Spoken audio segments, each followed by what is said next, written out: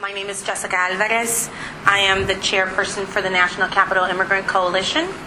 And today we are, in a way, saddened that we're going to show a video, but also very excited that today marks the day where our community fights back. The season for raids in Maryland began 2 years ago when Immigration Custom Enforcement agents proceeded to arrest every Latino that they found, rounding them up at a local 7-Eleven not so far away from here. Today, we are showing everyone exactly what our community has been telling us about the abuses, about the racial profiling. No one had seemed to want to listen, and ICE has always denied wrongdoing. But today, in this video, you can see agents rounding every Latino up, everyone within that parking lot and outside of the parking lot, some of them even across the street at a bus stop. And the only thing, their only crime, was to be waiting at the bus stop and being Latino. Good morning. My name is Justin Cox. I, along with CASA attorney Michelle Mendez, represent the three men who have filed claims against the U.S. government for the illegal arrest that you will see on this video.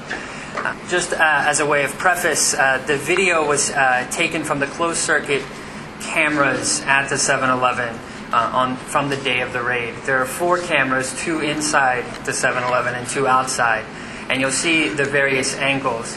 Now, in its original form, the video was a 2x2 square with the 4 cameras, and we have the full video available on CD in the back.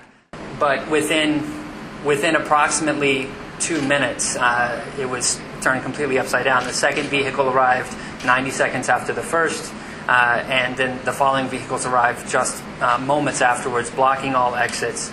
And again, the account that we have been given in sworn statements by ICE agents from that day has said that they just happened to come to this 7-Eleven because they needed to get refreshments after a long morning of conducting house raids, actually, in the area, and that they just happened to stumble upon these individuals who voluntarily told them that they were in the country without immigration status. As you can see, that account is completely implausible for a number of reasons. The first vehicle to arrive was unmarked. The agents were not wearing anything. The first agents to arrive were not wearing anything that indicated that they were from ICE. Some of them did have shirts on that said police, but in general, the Baltimore police, don't harass the day laborers. The day laborers don't have much to fear from police, and so that didn't mean much to them. And the agent who had entered the 7-Eleven brings out of the 7-Eleven the 3 Latino men who happened to be inside getting coffee, ignoring the other patrons, never questioning them, never approaching them. You see other patrons, non-Latino patrons, who are going about their business in the 7-Eleven, doing as one does in the 7-Eleven, going to get coffee, coming and going as they please, never approached, never questioned, never molested by the ICE agents. As I'm sure you all know, in order to arrest someone in this country, you need probable cause that that particular person has committed a crime.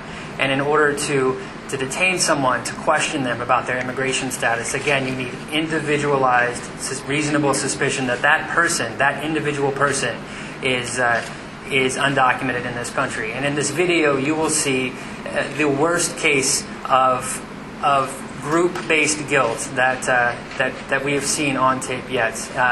You'll see the agents clearly operating on the assumption that every Latino that happens to be in the area is an undocumented immigrant, and you will see them blatantly ignoring anyone who does not appear to be Latino. We also have an ongoing FOIA suit for documents related to an investigation that ostensibly occurred into this raid. I will say, and I'm happy to say more about this later, that apparently none of the victims of the raid were ever interviewed for this investigation, and so we question the thoroughness of any investigation that would only speak to the agents who were the obvious wrongdoers here and would never speak to the victims of the wrongdoing. And we, as we asked approximately 2 years ago, we still want a full and fair and independent investigation. My name is Marvin Cheatham. I'm president of the NAACP Baltimore City branch. And I remember the incident almost like it was yesterday. I remember getting the frantic calls from Liz and began to get responses back from our community asking me, Doc, what would y'all do if rather than these be our Latino brothers and sisters, what in fact would happen if these were all African American men or women? And the mere reason, because of their ethnicity, they all get picked up. Would that not be racial profiling? And my answer, of course, was most assuredly would be. No matter what ethnic group, if you're really being singled out for the mere fact that you look a particular way, you dress a particular way, how else can you call this other than racial profiling? What was the impetus to have them arrested, to have them harassed, to have them detained? And it was only one issue, the fact that they were of one ethnicity. That in itself is racial profiling.